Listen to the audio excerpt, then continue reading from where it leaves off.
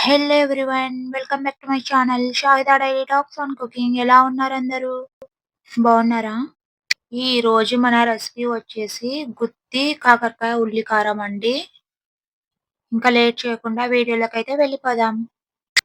ముందుగా ఒక half kilo దాకా కాకరకాయలు తీసుకున్నానండి. తల తోక మొత్తం కట్ చేసేయాలి. కట్ చేసి మంచిగా వాష్ చేసుకొని ఇలా చూపించిన విధంగా మధ్యలోకి ఒక కాటు పెట్టేసుకొని దానిలోని గింజలు మొత్తం తీసి పక్కన పెట్టేయండి. ఒకవేళ మీకు గింజలు ఇష్టం ఉంటే అలాగైనా చేసేసుకోవచ్చు. ఇందులో ఒక టీ స్పూన్ ఉప్పు, హాఫ్ టీ స్పూన్ పసుపు వేసి బాగా కాకరకాయలకి అన్నిటికీ పట్టేలాగా కలుపుకొని ఒక 10 నిమిషాల పాటు పక్కన పెట్టేయండి. ఇప్పుడైతే ఒక కడాయి పెట్టుకొని అందులో 2 టీ స్పూన్ల పల్లీలు, 1 టీ స్పూన్ నువ్వులు, అలాగే హాఫ్ టీ స్పూన్ జీలకర్ర, 1 టీ స్పూన్ ధనియాలు వేసి దోరగా వేయించుకోండి. సిమ్‌లో పెట్టేసి మంచి వాసన వచ్చే వరకు మాడిపోకుండా వేయించుకున్న వాటినైతే పక్కన పెట్టేయండి. ఇప్పుడైతే అదే ప్యాన్‌లో ఆయిల్ వేసి ఆయిల్ కాస్త హీట్ అయిన తర్వాత ఇలా తరుక్కున్న ఆనియన్స్ ఒక కప్పు దాకా వేసి వేయించుకోండి దోరగా.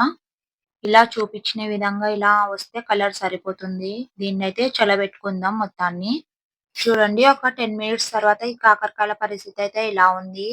దీనిలో నుంచి పిండితే వాటర్ వస్తుంది.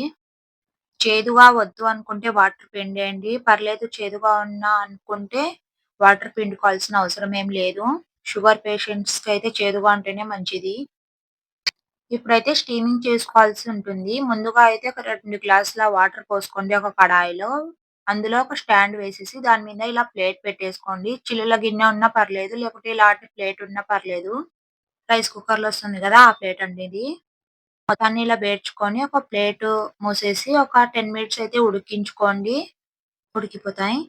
ఇందాక వేయించి పెట్టుకున్న పల్లీలు, నువ్వులు అన్నీ వేసి ఒక జార్‌లో ఇలా ఆనియన్స్ కూడా వేసేసి ఇందులో కారం ఒక 2 టీ స్పూన్ల దాకా వేసుకోండి సరిపోతుంది. ఒక టీ స్పూన్ ఉప్పు వేసుకొని కచ్చా పచ్చాగా అయితే మిక్సీ పట్టేసుకోండి. ఇదిగోండి చూపించిన విధంగా అయితే పట్టేసుకోండి సరిపోతుంది. వాటర్ ఏమి యాడ్ చేయొద్దు. వాటర్ యాడ్ చేస్తే మొత్తానికి మోసం వస్తుందండోయ్! వాటర్ అస్సలు యాడ్ చేయకూడదు. ఆనియన్స్‌తోనే మెదుగుతుంది. ఒక 5 నిమిషాల తర్వాత అయితే ప్లేట్ తీసి చూస్తే ఈ విధంగా ఉన్నాయి. ఇప్పుడైతే దీన్ని టర్న్ చేసుకుందాం. తిప్పేద్దాం మొత్తం మీద. మొత్తం తిరిగేసుకొని ఇంకా 5 నిమిషాలు మూత మూసి పెట్టేయండి. మొత్తం ఉడికిపోతాయి. చాలా మంది నీళ్ళేసి ఉడికిస్తారండి కాకరకాయలని. అలా ఉడికిస్తే ఇందులో ఉన్న విటమిన్స్ మొత్తం వెళ్ళిపోతాయి. అలా ఉడికియకూడదు. స్టీమింగ్ చేసుకోవాలి. చేసుకోవడం ద్వారా కాకరకాయలో ఉన్న పోషకాలు మొత్తం ఇందులోనే ఉంటాయి. ఇంకొక 5 నిమిషాల తర్వాత అయితే చూపిస్తున్నా చూసేయండి. మొత్తం ఉడికినాయి గదా కాకరకాయలు. వీటినన్నిటిని పక్కనకైతే తీసుకొని పెట్టుకుందాం. పక్కకు తీసి కాస్త చల్లారనివ్వండి. చల్లారిన తర్వాత స్టఫింగ్ అయితే చేసుకుందాం. కాస్త చల్లారాయి. ఇప్పుడైతే స్టఫింగ్ చేసుకుందాం.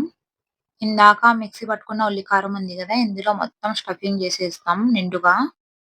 నేను తీసుకున్న మెజర్‌మెంట్‌కి హాఫ్ కిలో కాకరకాయలకైతే నేను తీసుకున్న కారం మొత్తం మంచిగా పట్టేసిందండి. ఏం మిగల్లేదు. ఒకవేళ మిలిగితే ఏం చేయాలో చెప్తాను. వీడియో ఎండ్‌లో చెప్తాను చూసేయండి. ఇలా మొత్తం స్టఫింగ్ చేసుకున్న తర్వాత ఒక కడాయి పెట్టేసి కడాయిలో ఆయిల్ వేసి ఆయిల్ హీట్ అయిన తర్వాత ఇలా మొత్తాన్ని బేర్చుకోవాలి. ఒకదాని మీద ఒకటి వేయకుండా ఇలా మొత్తం బేర్చుకొని ఉడికించుకుందాం ఒక 5 నిమిషాలు. 5 నిమిషాలు ఉడికిన తర్వాత మళ్ళీ తీసి ఇవన్నీ ఒక పక్కకి తిప్పుకుందాం టర్న్ చేసి.